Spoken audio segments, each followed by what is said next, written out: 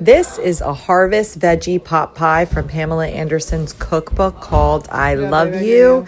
It was absolutely delicious. We're putting the butternut squash and shallot in the air fryer to cut on roasting time. Listen to that sizzle. It speaks for itself. And then I'm adding in cannellini beans, which are a good source of protein, some sage, and then 1/4 cup of white cooking wine that I'm going to kind of infuse that for about a minute and just incorporate all of those really nice flavors. So we're just going to let that cook up, like I said, for about a minute.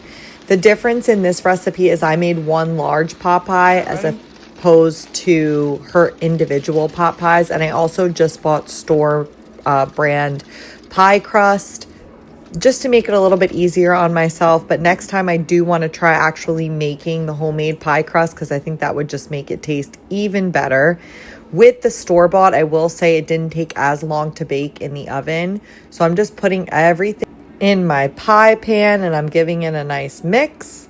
And then I'm going to put my pie crust over top. I didn't put it on the bottom and I didn't miss it on the bottom. I think it tends to get soggy when it's at the bottom.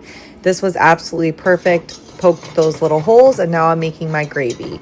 This is just plant-based butter, tablespoon of flour, teaspoon of soy sauce, mixing that up, and then a cup of plant-based milk. Mixing that, letting it simmer until it gets thick, and then adding some sage in. Honestly, this is one of the best, simplest gravies I've ever had. It was really, really delicious. I'll be making this again at Thanksgiving time. And then here is our beautiful harvest veggie pot pie. It cooked for about 30 minutes as opposed to 45, I think, if I were to make my own pie crust. So I'm putting this in my plate, and then I'm going to just drizzle some of the gravy over top. This was absolutely fantastic. I highly suggest you look up the exact recipe if you're interested in making it. Absolutely delicious.